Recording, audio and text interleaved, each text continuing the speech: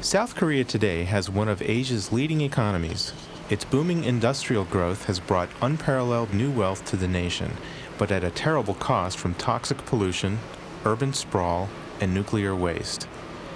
At 46, Choi Yul is the founder and driving force behind South Korea's burgeoning environmental movement. What took 200 years in Europe happened in Korea in 30 years. So it's no wonder the environment's been destroyed faster than anywhere else. In 1965, there were only 40,000 cars in Korea, but now in 1995, there are 7 million cars. In Seoul, the population has grown to 11 million people, and the air pollution is some of the worst in the world. Our country once had the clearest water and no problem drinking it, but now we cannot even drink our tap water because it's no longer safe. Choi Yul is Secretary General of the Korean Federation for Environmental Movement, or KFEM, an umbrella group of 20,000 activists trying to cope with their nation's growing environmental problems. The main reason I got involved in the environmental movement was I wanted to play a role in bringing democracy to my nation and wanted to help people without a voice, the victims of pollution. Choi Yul was born in the southern city of Daegu, the eldest of 5 children, the son of an army general. In high school, he became active in the student movement opposing Korea's military dictatorships. Expelled from college, drafted into the army, and twice arrested, he was tortured and imprisoned for more than 5.5 years. While in prison, he began reading environmental books sent to him by Amnesty International. At the time I was in jail, the Korean government had no interest in the pollution issue, and since Korea didn't have any experts in that area, they didn't understand what kind of books these were. After his release, Choi Yul began organizing the country's first environmental protests against toxic pollution. In the beginning, a lot of people were followed and arrested as we were doing our environmental work. Protests against environmental abuses helped mobilize South Korea's citizens for the pro-democracy struggle of 1987 and 1988 that led to the downfall of their country's military dictatorship.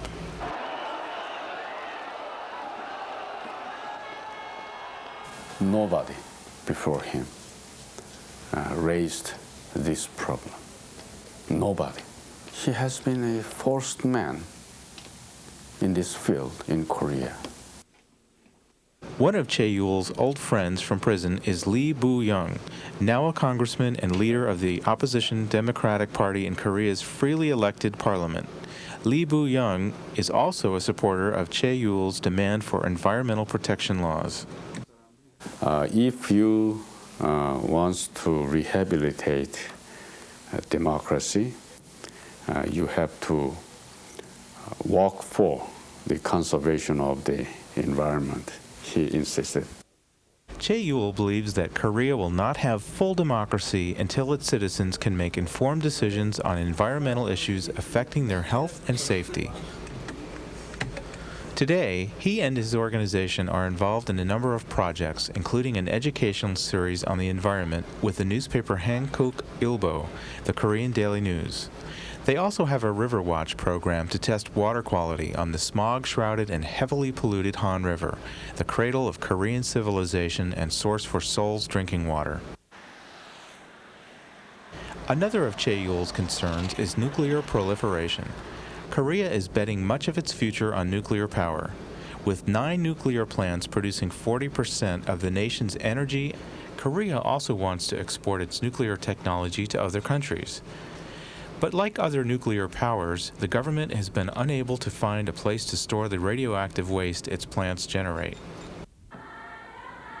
In 1990, thousands of citizens on the island of Anyang stopped plans for a nuclear waste dump.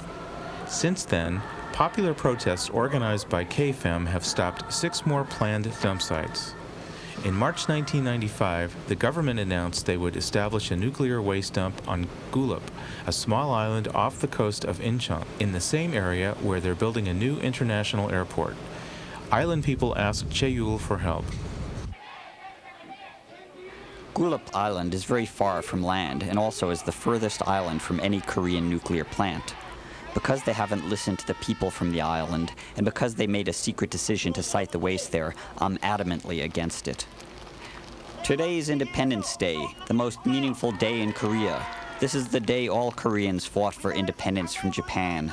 And on this day, we gather here to fight a nuclear waste dump. About half the island's population of 650 fishermen and summer resort operators decide to join Choi Yul on the boat ride back to the mainland, where they plan to take their protest to the government in Seoul.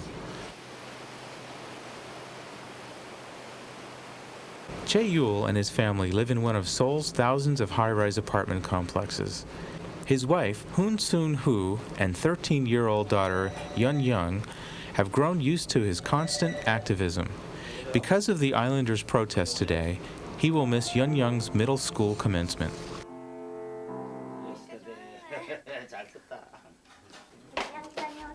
Have a good day. Good luck with your commencement. Dad, when are you coming home? I'll be back at 11. At the Ministry of Science and Technology that controls the government's nuclear power program, the island protesters are greeted by squads of riot police.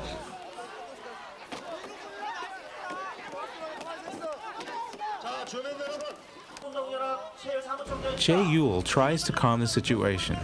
Over the last 19 years, he has won the respect of people on all sides of the environmental issue, but particularly those citizens who in the past were not allowed to express their opinions. When I started the environmental movement 19 years ago, I was alone. Now about 90% of the population in Korea has a very positive impression of the work I'm doing.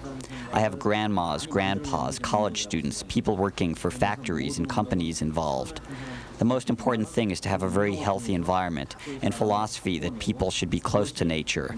The 20th century has been an age of consumption, but I hope the next generation will know a more saving age of conservation.